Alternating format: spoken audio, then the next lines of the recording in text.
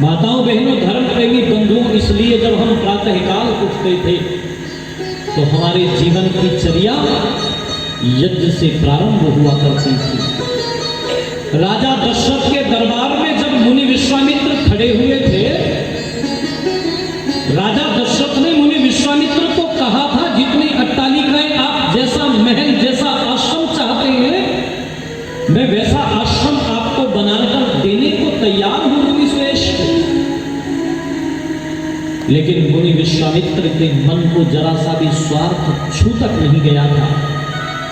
साफ इनकार कर दिया था, साफ कह दिया था, राजा मैं धराधर धाम सोना चांदी लेने नहीं आया, मैं तो राम को ले जाने आया हूँ, राम के जीवन में शिवत्व उतारने के लिए ले जाने आया हूँ, मुझे राम को दे दो, मुझे राम को दे दो।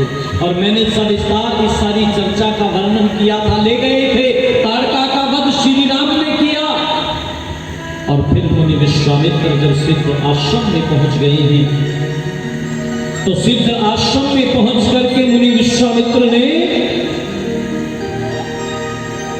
श्री राम को अपनी प्रयोगशाला दिखाई है, अपनी आयुध निर्माणी में ले गए हैं, ऑर्डिनेंस फैक्ट्री में ले गए हैं, और जाकर के ये कहा है रघुवीर हे राघव, जिन राक्षसों से तुम्हें मुकाबला करना है, इस यज्ञ की रक्षा करनी है, उनसे लड़ने के लिए इन शस्त्रों की आवश्यकता होगी। महादिव्य दंड चक्र श्री राम को दिया है, धर्म चक्र, काल चक्र, विष्णु चक्र, प्रचंड इंद्रास्त्र, वज्रास्त्र, महादेवास्त्र, ब्रह्मसिंह, एशिक, ब्रह्मास्त्र, मोदकी और शिखरनी नाम की दो गदाएं श्री राम को दी हैं। अत्यंत उग्र धर्मपाश श्री राम को प्रदान किया है, कालपाश श्री राम को प्रदान किया है, वरुण पाश, अग्नेयास्त्र और एक उत्तम प्रकार की चमचमाती हुई तलवार श्री राम को दी है। हे राम, इसको धारण करो, इसकी धार कभी कुंद नहीं होगी, इसका वार कभी खाली नहीं जाएगा, इनको प्राप्त करो। श्री राम ने बहुत श्रद्धा से इन अस्त्र शस्त्रों को प्राप्त किया है। और तब एक दिन मुनि विश्वामित्र श्री राम को यह कह करके कि अब मैं यज्ञशाला में प्रवेश करना चाहता हूं राघव, मैं अपने इस यज्ञ की रक्षा का गुरुतर भार तुम्हारे कंधों पर सौंपता हूं। और माताओं बहनों धर्म प्रेमी बंधुओं, इस यज्ञ की ऊंचाई को जानते थे श्री राम, इसलिए धनुष और बाण लेकर के खड़े हो गए हैं, इस भाव को लेकर के खड़े हो गए हैं कि ये यज्ञीय संस्कृति बची रहेगी तो इस देश का शिवत्व बचा रहेगा, इस देश के एक का कल्याण बचा रहेगा। विस्तार में जाने का मन तो बहुत करता है, बहुत सारी चीजें कहने का, पर मैं क्या करूं, समय से मैं भी बंधा हुआ हूं।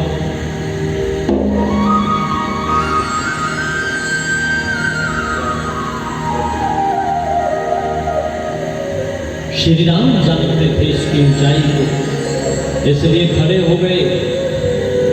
इस यज्ञ का एक नाम मख भी है, और मख जो है ना एक सूत्र भी वेद में जो है ना वो पढ़ने को मिलता है, पूरा मख है, सूत्र ही सूक्ति ही है।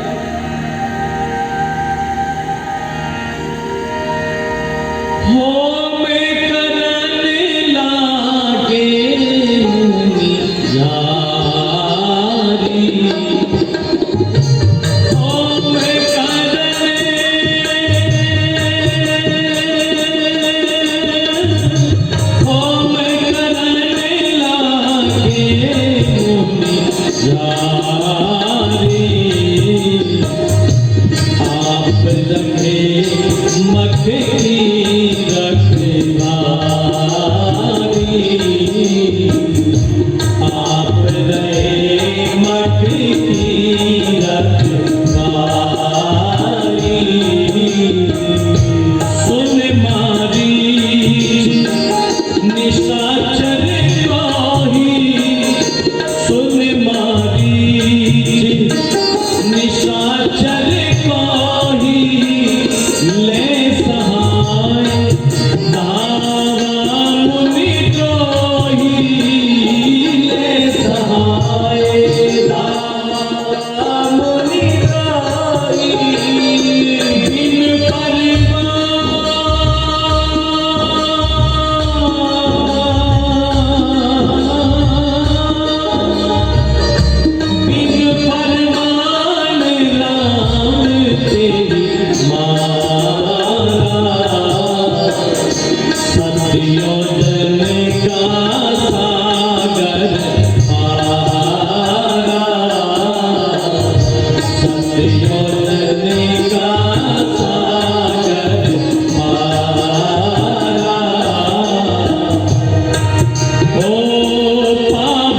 सर सुबह होते ही मारा, पावक सर सुबह होते ही मारा, अनुज निशाचर कटुक सहारा, अनुज निशाचर कटुक सहारा, मरी असुर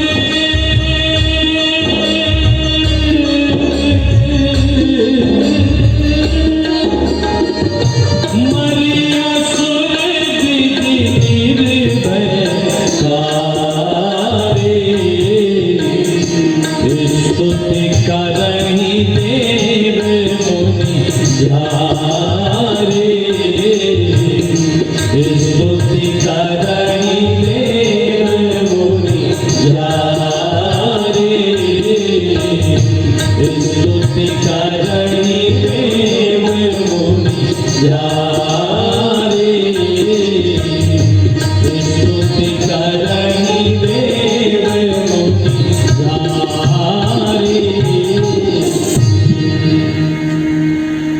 यज्ञ की रक्षा के लिए दशरथ नंदन राम खड़े हो गए हैं।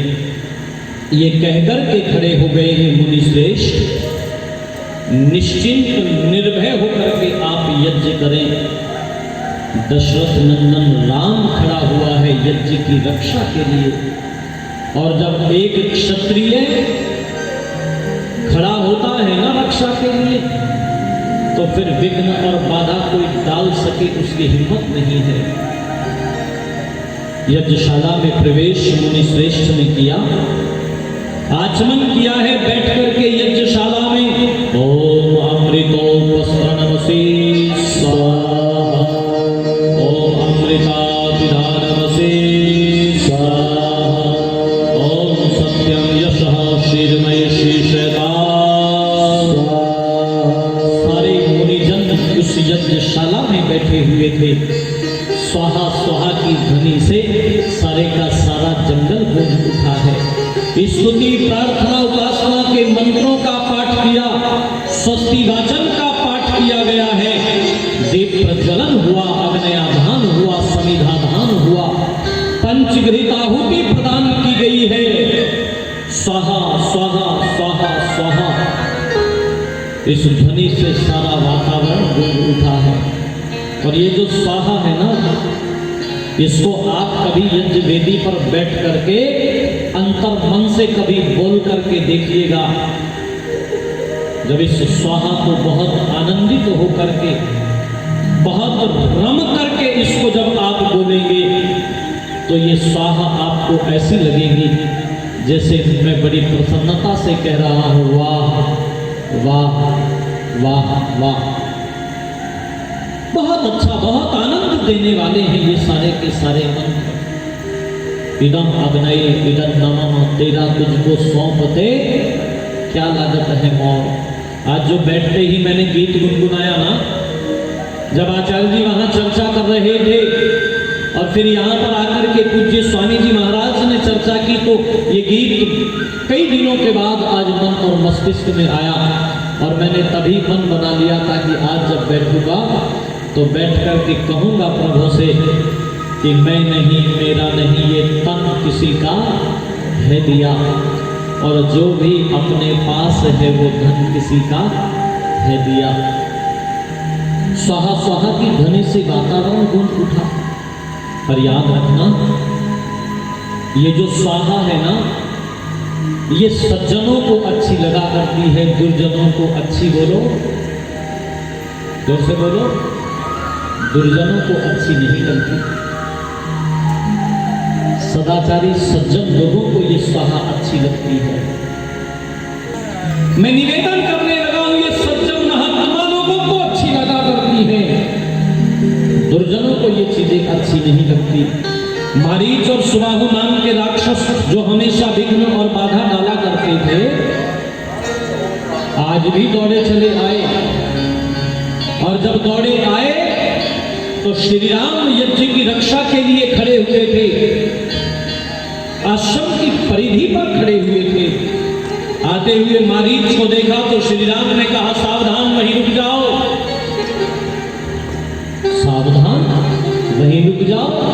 कौन हो तुम? दशरथ नंदन राम इस यज्ञ की रक्षा करने के लिए खड़ा हुआ है। अब इस यज्ञ में कोई विघ्न और बाधा डाल ना सकेगा, कोई राक्षस इसमें अवक्ष पदार्थ डाल ना सकेगा। श्री राम की इस चेतावनी की अवहेलना की मारीच ने।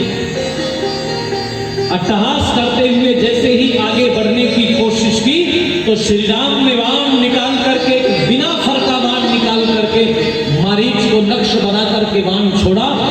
बाण मारीच की छाती में जाकर के लगा। बिना फरका बाण समझते हैं आप, जिसके अग्रभाग में वो नुकीला वाला भाग लगा हुआ नहीं होता।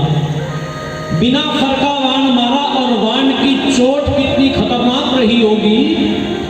मारीच उस बाण से छटपटा करके भाग खड़ा हुआ, युद्ध भूमि को छोड़ करके चला गया वहां से। और कहां गया?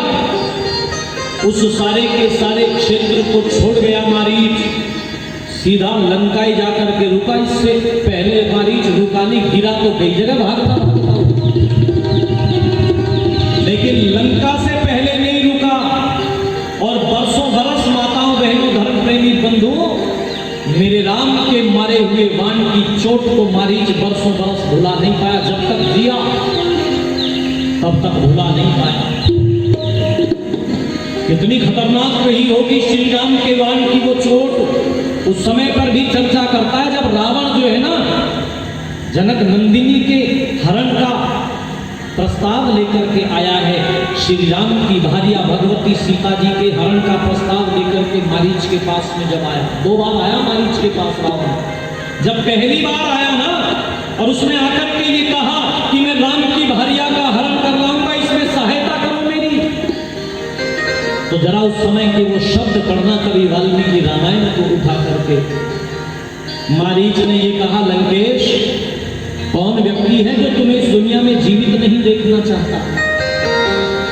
हे लंकेश, जिसने भी राम की भार्या का हरण करने का ये प्रस्ताव, ये सुझाव तुम्हें दिया है, ये परामर्श तुम्हें दिया है, लंकेश, मैं दावे के साथ तुम्हें कह सकता हूं, वो तुम्हारा मित्र नहीं है, वो तुम्हारा शत्रु है। वो तुम्हें दुनिया में जीवित नहीं देखना चाहता।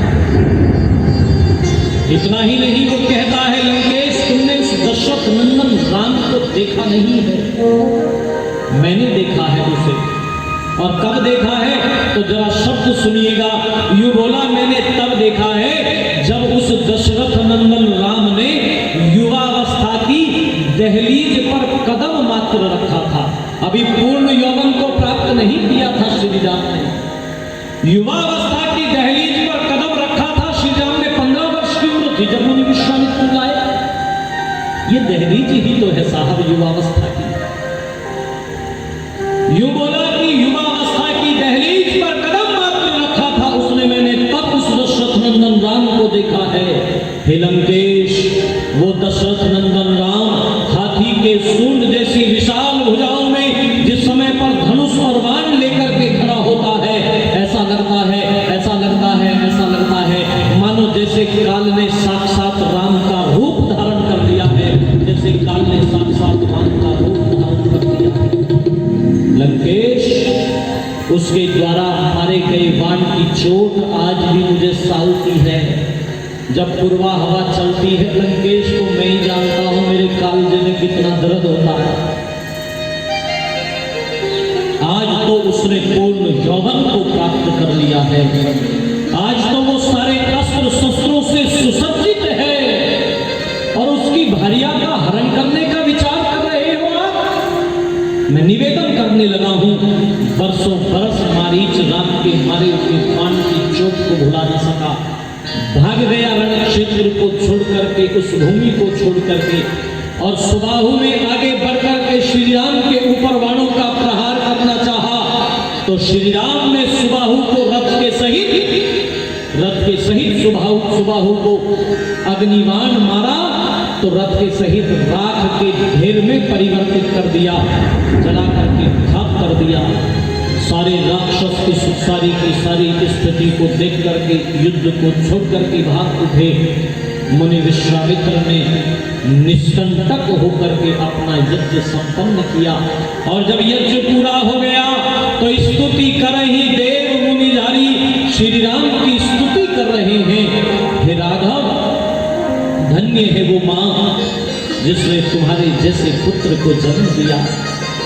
तुम्हारी माँ की कोख धन्य हो गई। हम प्रणाम करते हैं उस आपकी जननी माँ कौशल्या को, प्रणाम करते हैं। स्तुति कर रहे देव मुनिधारी। और रोज यज्ञ रचाए जाते रहे, कोई राक्षस विघ्न और बाधा डाल ना सका। ढूंढ ढूंढ करके श्री राम राक्षसों का वध करते रहे और उस सारे के सारे क्षेत्र को श्री राम ने राक्षसों से विहीन कर दिया। एक दिन एक निमंत्रण आया है मिथिला से, और ध्यान दीजिएगा वो निमंत्रण स्वयंवर का निमंत्रण नहीं है। महर्षि वाल्मीकि जी के अनुसार वो निमंत्रण एक बड़े यज्ञ का निमंत्रण है। राजा जनक ने बहुत श्रद्धा से भिजवाया है। और मुनि विश्वामित्र ने श्री राम को कहा, रघुवीर मिथिला चलेंगे हम, राजा जनक के यहाँ पर एक बड़ा यज्ञ रचाया जा रहा है और वहां पर एक शिव का धनुष है, वो भी आपको देखने के लिए मिलेगा। हाँ मुनिवर, मैं भी उसे देखना चाहता हूं। और बस मुनि विश्वामित्र श्री राम और लक्ष्मण को साथ में लेकर के अपनी पूरी मुनियों की, ऋषियों की मंडली को साथ लेकर के मिथिला की ओर बढ़ चले हैं। जब मिथिला की सीमा में प्रवेश किया है मुनि विश्वामित्र ने, तो एक आश्रम में श्री राम के कदम एकाएक रुक गए हैं। एक आश्रम को देखा, वीरान पड़ा हुआ है वो आश्रम। आज वहां पर कोई यज्ञ नहीं है, कोई सत्संग नहीं है, कोई भजन, कोई उपदेश नहीं है, लेकिन उस आश्रम में श्री राम का मन बार बार बढ़ रहा है। मन में एक अलग तरह की शांति की अनुभूति हो रही थी। एकाएक कदम रुक गए और श्री राम ने मुनि विश्वामित्र से प्रश्न किया, गुरुदेव ये आश्रम बड़ा रमणीक कभी रहा होगा, आज उजड़ा हुआ पड़ा है, आज वीरान पड़ा हुआ है, ये आश्रम ऐसे वीराने में कैसे पहुंच गया? ये किसका आश्रम है गुरुदेव, मैं जानना चाहता हूं। मुनि विश्वामित्र ने बताया, हे राम ये आश्रम तो गौतम ऋषि का आश्रम है।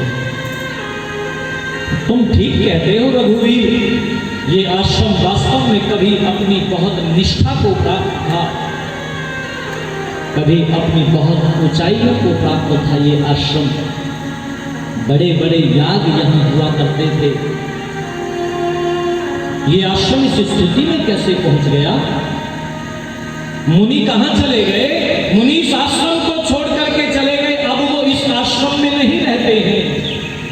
इस आश्रम में अब उनकी धर्म पत्नी, तपस्विनी, तेजस्विनी, ईश्वर की उपासिका अहिल्या रहती है। अहिल्या को छोड़कर चले गए। अहिल्या को छोड़कर चले गए। क्यों छोड़कर चले गए? तो मुनि विश्वामित्र ने वो सारी की सारी घटना श्री राम को सुनाई है। हे राम, एक गलती अहिल्या से हो गई थी। विस्तार में मैं नहीं जा पाऊंगा इस घटना को सुनाने में, आप कभी वाल्मीकि रामायण उठा करके पढ़ लेना। यद्यपि इंद्र को अहिल्या ने पहचान लिया था, पर वो स्थिति परिस्थिति जो भी रही हो, विरोध न कर पाई अहिल्या। और मुनि ऋषि गौतम वहां पर आ गए थे। इस सारी की सारी अवस्था को देख लिया था उन्होंने, जाते हुए इंद्र को देख लिया था। और माताओं, बहनों, धर्म प्रेमी बंधुओं, लोग कहते हैं कि अहिल्या पत्थर की हो गई थी। माताओं, बहनों, धर्म प्रेमी बंधुओं, अहिल्या पत्थर की नहीं हुई थी, अहिल्या पत्थर सी हो गई थी। आप इसको कल्पना कीजिएगा। कभी आप कहते हुए सुना होगा ना आपने, हाय उस आदमी ने मुझे ऐसी स्थिति में देख लिया, मुझे लगा कि मैं तो जैसे जमीन में गड़ गया, वस्तुतः जमीन में गड़ता थोड़ा ही है आदमी। अहिल्या पत्थर सी हो गई थी। मुनि ने कहा, ऋषि ने कहा, गौतम ऋषि ने, अहिल्या तुमने मेरे विश्वास को तोड़ा है, तुमने मेरे विश्वास को तोड़ दिया अहिल्या। अब मैं तुम्हारे साथ रह ना पाऊंगा अहिल्या। और बस अहिल्या ने कोई सफाई नहीं दी है अपनी, बस दीवार से लग करके पत्थर की तरह से खड़ी रही, चुपचाप खड़ी रही। बरसों बरस तुम्हें तपस्या की अग्नि में अपने आप को जला करके शुद्ध और पवित्र करना होगा। मुनि चले गए, माताओं बहनों, अहिल्या को छोड़कर चले गए। पर याद रखना, अगर गलती रुलाती है तो यह राह भी दिखाती है। गलती अहिल्या से हो गई, लेकिन उसने अपने जीवन को उस तपस्या की अग्नि में जलाया है, पवित्र कर रही है। आज जब श्री राम आए हैं ना, तो अहिल्या बहुत उच्च कोटि की तपस्विनी है। अहिल्या घंटों घंटों उस भगवान के सानिध्य में, उसकी उपासना में ब्रह्म मुहूर्त में उठ करके लीन रहती है। और मेरे राम किसी को ठोकर नहीं लगाते। अरे मेरे राम तो ताड़का जैसी राक्षसी का वध करने में संकोच करते दिखाई देते हैं। क्या किया मेरे राम ने? अहिल्या से जो गलती हुई थी गुरुदेव, उसका प्रायश्चित हो चुका है। और जब अहिल्या आई है ना, तो श्री राम ने अहिल्या मां की तरफ देखा, चेहरे से वो दिव्य तेज टपक रहा था। अपना सर श्री राम ने अहिल्या मां के चरणों में रख करके ये कहा, मां अहिल्या, दशरथ नंदन राम आपके श्री चरणों में अभिवादन करता है, आपका वंदन करता है, आपका वंदन करता है। ये लोगों, मेरी माताओं बहनों, श्री राम जैसा व्यक्तित्व जिसके चरणों में सर रख रहा हो, बोलो फिर उसके उद्धार को होने से कोई रोक सकता है क्या? कोई रोक सकता है क्या? यही था वो अहिल्या का उद्धार। सत्संगति से, महापुरुषों की संगति से पत्थर मन कुंदन बन जाता है। अब मैं कई बार ये पंक्तियां गुनगुनाता हूं, कई बार ये कहता हूं कि सत्संगति और विमल मति से पत्थर मन कुंदन बन जाए। नीरस सा टुकड़ा शीशे का, नीरस सा टुकड़ा शीशे का, हाथों का कंगन बन जाए। सत्संगति और विमल मति से। और एक एक शब्द को बहुत ध्यान से सुनिएगा। सूरज के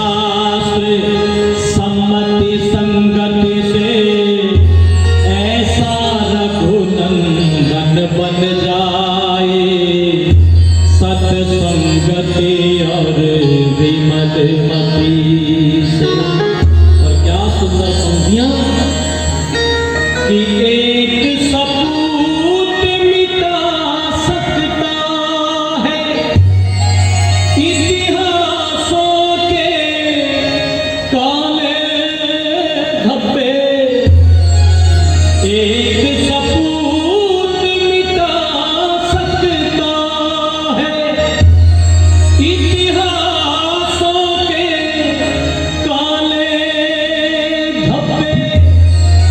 चंदन के एक ही बूटे से, चंदन के एक ही बूटे से सारा वन चंदन बन जाए। सत्संगति और विमलमति। और पूज्य बाबूजी, ये पंक्तियां आपको समर्पित है। बहुत ऊंची पंक्ति है ये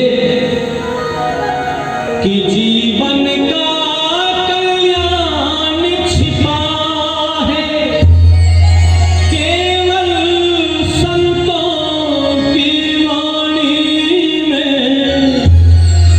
जीवन का कल्याण छिपा है केवल संतों की वाणी में। ऋषि दयानंद के संगति से, मेरे देव दयानंद की संगति से आदि चंद पावन बन जाए। सत्संगति और विमलमति से पत्थर मन कुंदन बन जाए। निरसता टुकड़ा सीते का, निरसता टुकड़ा सीते का हाथों का कंगन बन जाए। सत्संगति और विमलमति पत्थर मन कुंदन बन जाए। रसता टुकड़ा सीते का, रसता टुकड़ा सीते का हाथों का कंगन बन जाए।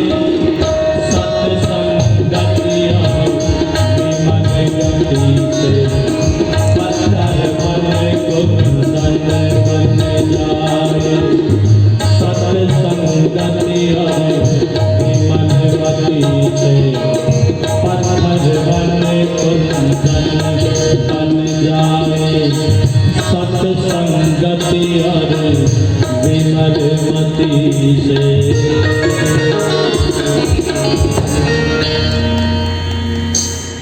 जीवन का कल्याण छिपा है केवल संतों की वाणी में। ऋषि दयानंद की संगति से अमी चंद पावन बन जाए।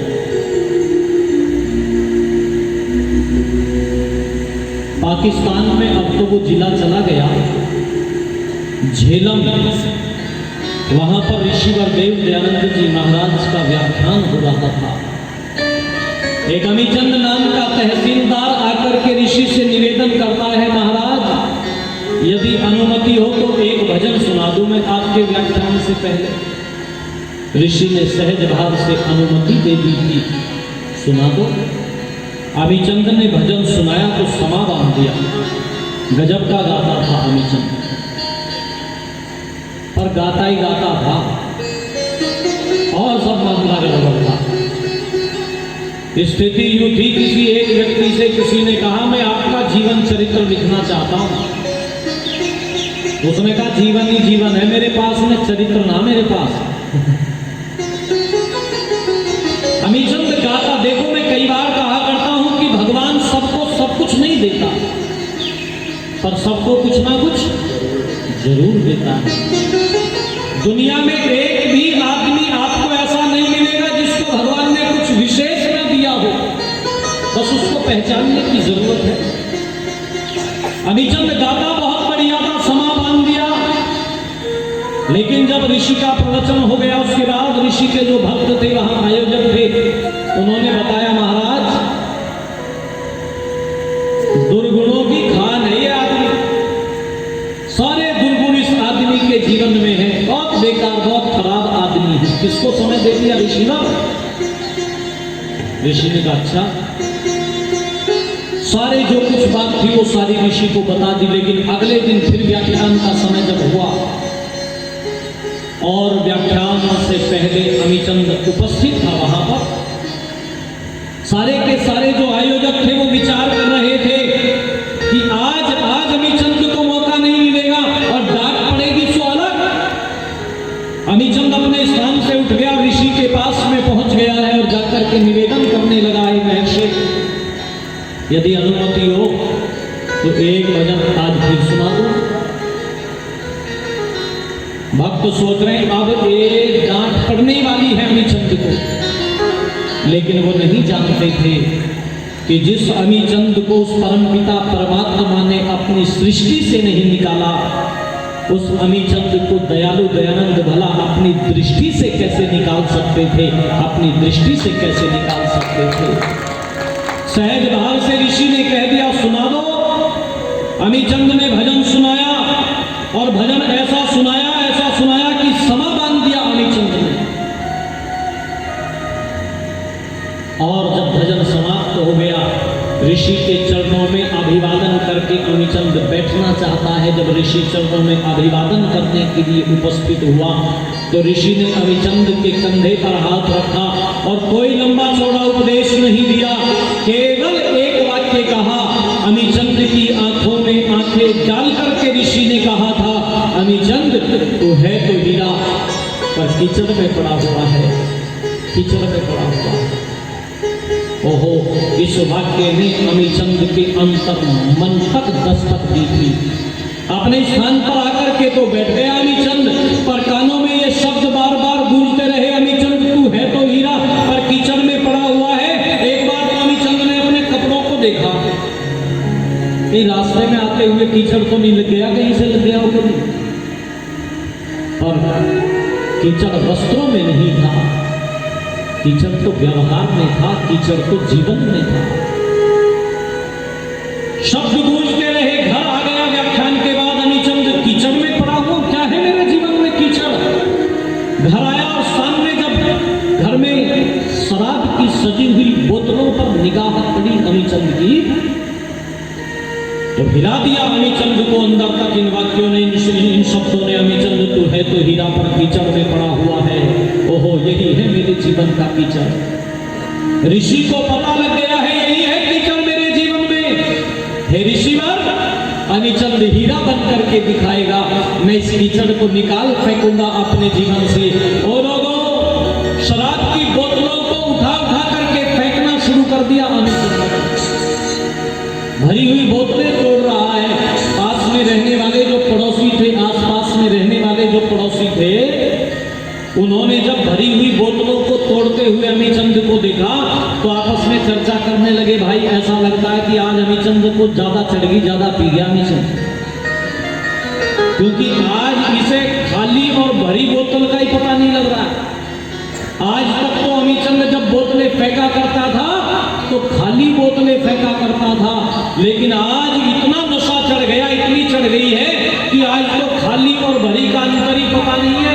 भरी बोतलें फेंक रहा है, भरी बोतलें फेंक रहा है। पर वो नहीं जानते थे कि आज तक जो नशा अमीचंद करता था वो नशा तो खराब नशा था, शाम को पीता था, सुबह तक उतर जाता था। गुरु नानक देव ने लिखा था, ये शराब जो है ना, ये नशा आदमी के करने की चीज नहीं होती। लिखा था उन्होंने कि माड़ा नशा शराब दा उतर जाए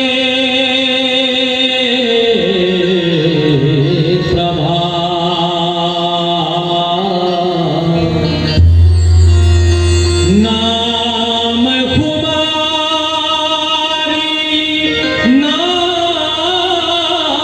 नानका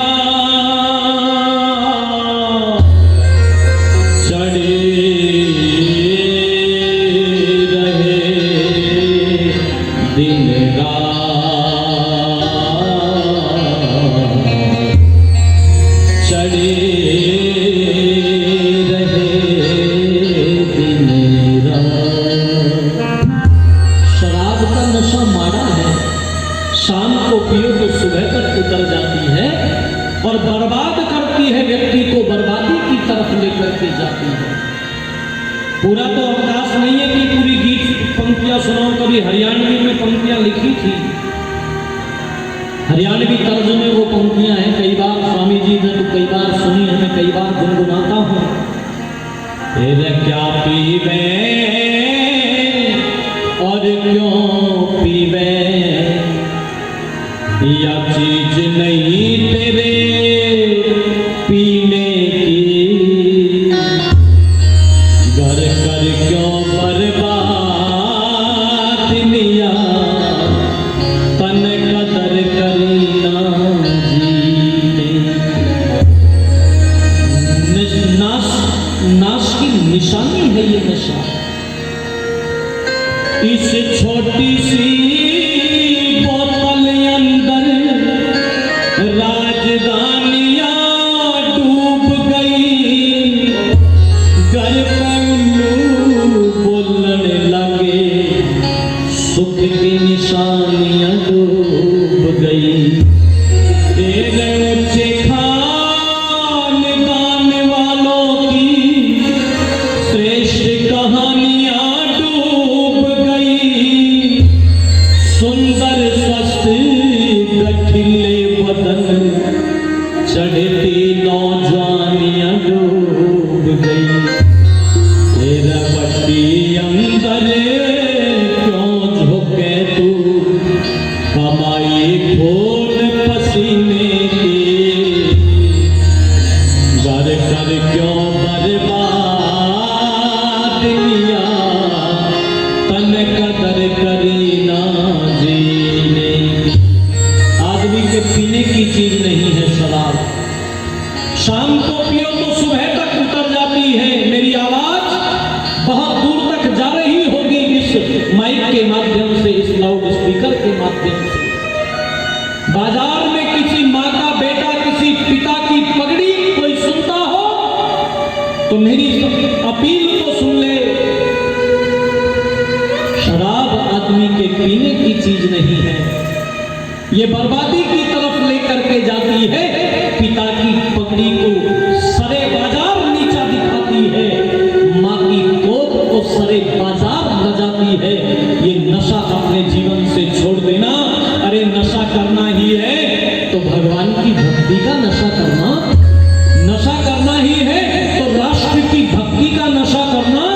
जो नशा किया था पंडित राम प्रसाद बिस्मिल ने, जो नशा किया था अशफाकुल्लाह खान ने, जो नशा किया था चंद्रशेखर आजाद ने, और 2 दिन बाद जिनका बलिदान दिवस है, जो नशा किया था सरदार भगत सिंह ने, जो नशा किया था सरदार भगत सिंह ने, जिनकी स्तुति करते हुए सारस्वत मोहन मनीषी जी ने लिखा कि परवाने प्रज्वलित शिखा को चूम गए थे, कितने पागल बिना पिए ही झूम गए थे। अरे भगत सिंह की भक्ति बिना ये हवन ना होता, आशाओं की लाशें होती कफन ना होता, आशाओं की लाशें होती कफन ना होता। माताओं बहनों धर्म प्रेमी बंधुओं में निवेदन करने लगा हूं, अमीचंद शराब की बोतलों को तोड़ता है और ये कहता है हीरा बन करके दिखाऊंगा। एक दूसरी स्त्री घर में रखी हुई थी, उसको भेज दिया, चली जाओ यहां से, अब तुम्हारी कोई जरूरत नहीं है। पत्नी अपने मायके में रह रही थी, अमीचंद चल पड़ा है घर से, अपने ससुराल पहुंच गया और जाकर के अपनी पत्नी से बोला, देवी तू घर चल, मैं तुझे ले जाने के लिए आया हूं। पत्नी ने कहा घर कहाँ है वो? घर तो कभी गई थी मैं, जब आप सेहरा बांध करके आए थे और मेरा हाथ पकड़ा था, तुमने कहा था सौभाग्य के लिए तुम्हारा हाथ पकड़ रहा हूं मैंने उस समय पर सपने सजोए थे कि मैं एक देवता के घर जा रही हूं, पर मेरे भाग फूट गए। वो घर कहाँ है? वो तो नरक से भी बदतर है। नहीं जाऊंगी मैं वहां पर, नहीं जाऊंगी। अमीचंद ने कहा नहीं देवी, अब मैं वैसा अमीचंद नहीं रहा हूं, तू घर चल देवी, तू घर चल, मैं तुझे ले जाने के लिए आया हूं। ए देवी, मैं हीरा बन करके दिखाऊंगा, तू घर चल, तू घर चल। झटके से हाथ छुड़ा लिया अमीचंद की पत्नी ने। ये बात तो पहले भी कई बार कहते रहे हो तुम, नहीं जाऊंगी मैं घर, नहीं जाऊंगी। और ये कह करके झटके से हाथ छुड़ा करके जब चलने लगी तो मेरी माताओं बहनों धर्म प्रेमी बंधुओं अमीचंद फफक करके रो पड़ा और फफक करके रो करके अमीचंद अपनी पत्नी के पैरों में गिरने के लिए तैयार हो गया। देवी मैं तेरे पैर पकड़ता हूँ, मेरी सारी गलतियों की माफी दे दे तू मुझे, मैं तुझसे तेरे पैर पकड़ करके क्षमा याचना करता हूँ। हे देवी बस तू अब की बार घर चल, मैं हीरा बन करके दिखाऊंगा, मैं हीरा बन करके दिखाऊंगा। मेरी ये माताएं, मेरी ये बहनें तो क्षमा की, सरलता की, सहृदयता की साक्षात प्रतिमूर्ति होती है। जब अमीचंद पैरों की तरफ चला तो देवी ने हाथ पकड़ लिए थे अपने पति देव के और कह दिया था कि मैं पत्नी तुम हो नाथ मेरे, पैरों को लगाओ ना हाथ मेरे, ये सुमित्रा तेरी रानी है, मेरे प्राण पति सुमित्रा तेरी रानी है, मेरे प्राण पति, मैं पत्नी तुम हो नाथ मेरे, पैरों को लगाओ ना हाथ मेरे, सुमित्रा तेरी रानी है, मेरे प्राण पति सुमित्रा तेरी रानी है, मेरे प्राण पति।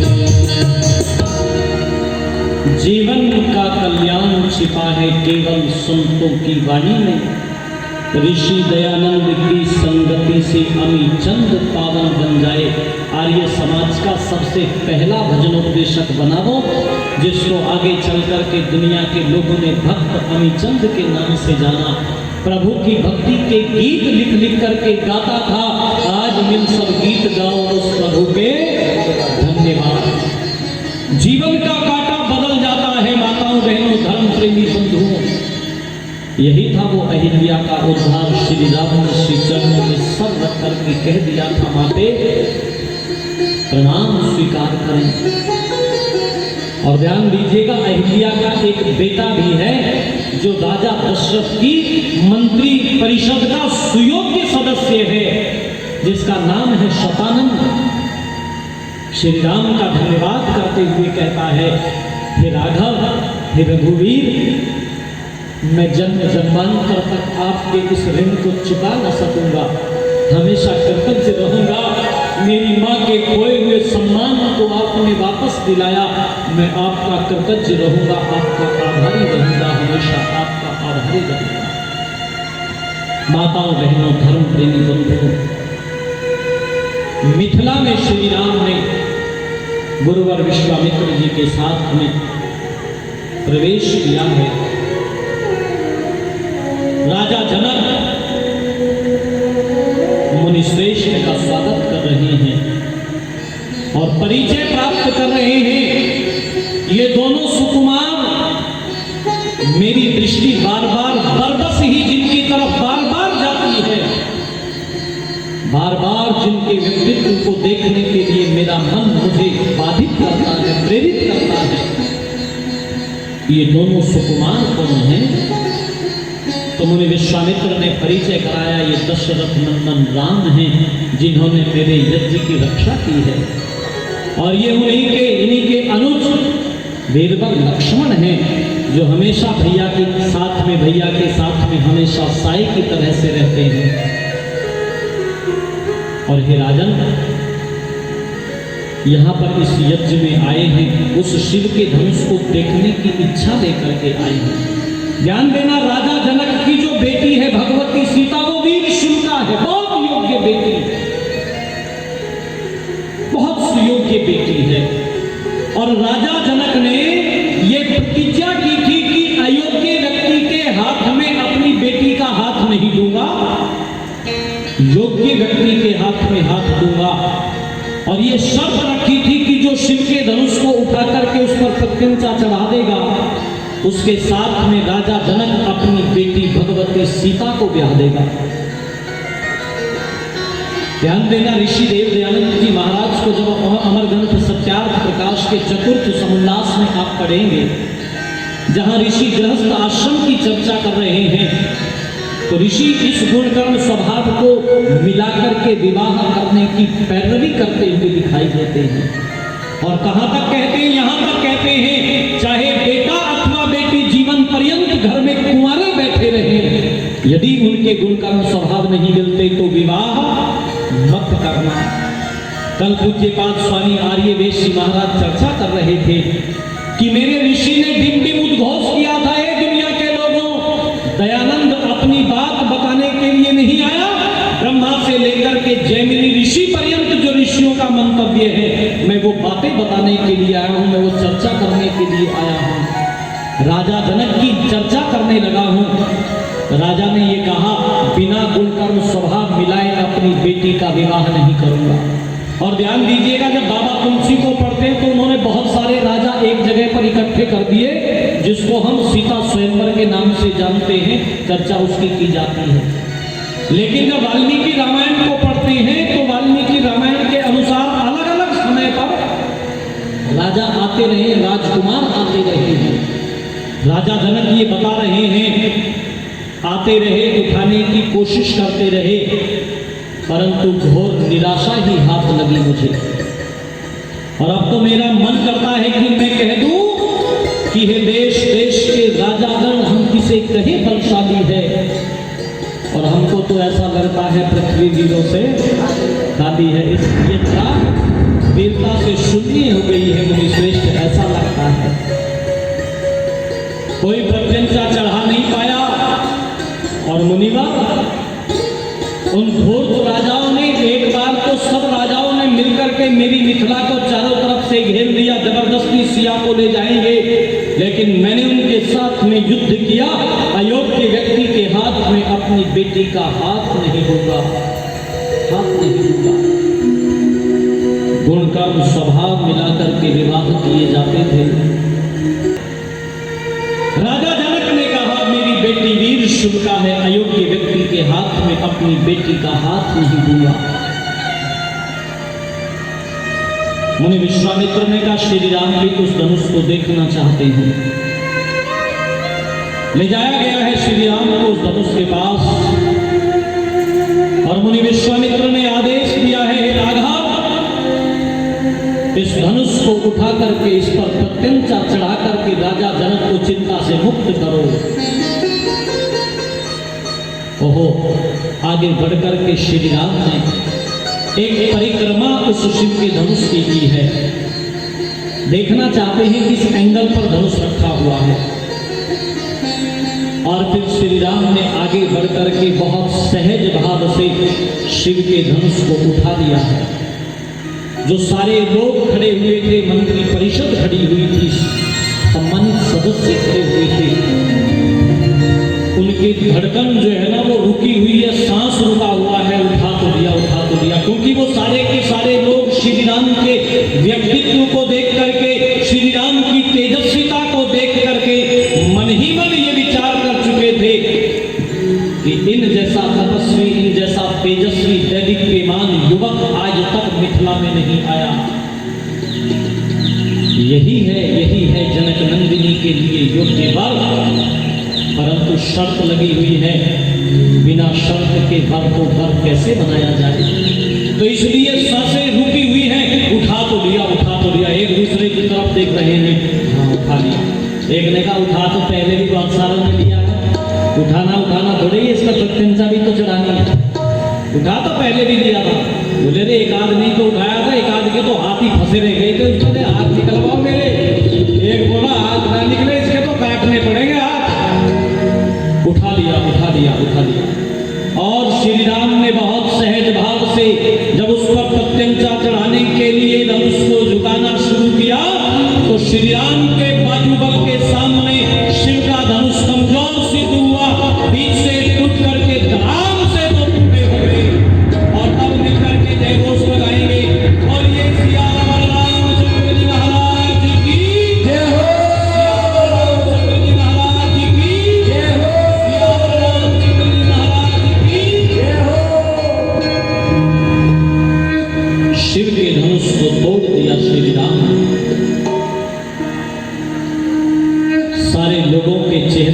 पर प्रसन्नता तैर गई है।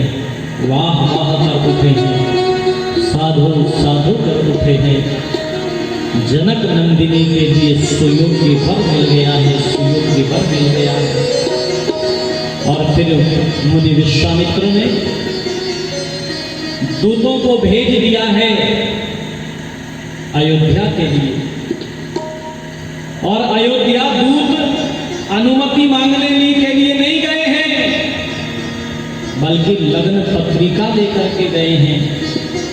बारात को सजा करके ले आने का आग्रह लेकर के गए हैं, निमंत्रण लेकर के गए हैं। दूत अवधपुर पटे महु जाई, दूत अवधपुर पटे महु जाई। आने रवे दशरथ ही गोदाई, आने रवे दशरथ ही गोदाई। मुदित राहो कहीं भले हो कृपाला, मुदित राहो कहीं भले हो कृपाला। पठे दूत अवध से निकाला, पठे दूत अवध से निकाला। पहुँचे दूत रामपुर पावन, हर्ष नगर विलोक सुहावन, हर्ष नगर विलोक सुहावन। हरि प्रणाम तिन पाते दीनी, हरि प्रणाम तिन पाते दीनी। मुदित मही पे आप उठेनी, मुदित मही पे आप उठेनी। मारे विलोचन वाचक पाती, मारे विलोचन वाचक पाती। पुलक गात आई भर छाती, पुलक गात आई भर छाती। राम लखन उर कर बरसी थी, राम लखन उर कर बरसी थी। रह गए कहते न खाती मीठी, रह गए कहते न खाती मीठी। पुण्यहर्षि धरि धीर, पुण्यधर धीर पत्रिका वासी, पुण्यधर धीर पत्रिका वासी। हर्षि सभा बात सुन साची, हर्षि सभा बात सुन साची, हर्षि सभा बात सुन साची। दूत अयोध्या पहुंच गए और राजा दशरथ को लग्न पत्रिका थमा दी है। और महाराज दशरथ जब उस पत्रिका को पढ़ने लगे, बारी विलोचन वांछत पाती नेत्रों से जो है ना वो अश्रुधार बह रही है, खुशी के आंसू बह निकले, छाती भर आई। मेरे राम का विवाह जनक नंदिनी भगवती सीता के साथ में तय हो गया है। सारी सभा को ये समाचार सुनाया गया, गुरुवर वशिष्ठ को निवेदन किया गया,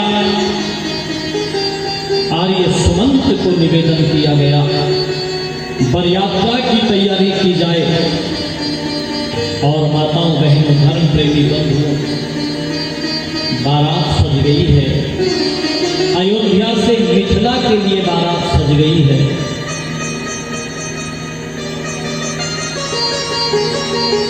कुछ लोग रह रहे हैं तो बोले भाई उनको भी कहो 5 बजे बारात चलेगी शाम को, उनको भी कहो 5 बजे का समय है बारात के चलने का, और जो लोग रह गए हैं तैयार करो उनको भी। आप भी जिसको बारात में चलना है ठीक 5 बजे, जो रह जाएगा उसे बिल्कुल नहीं लेके जाने के हम।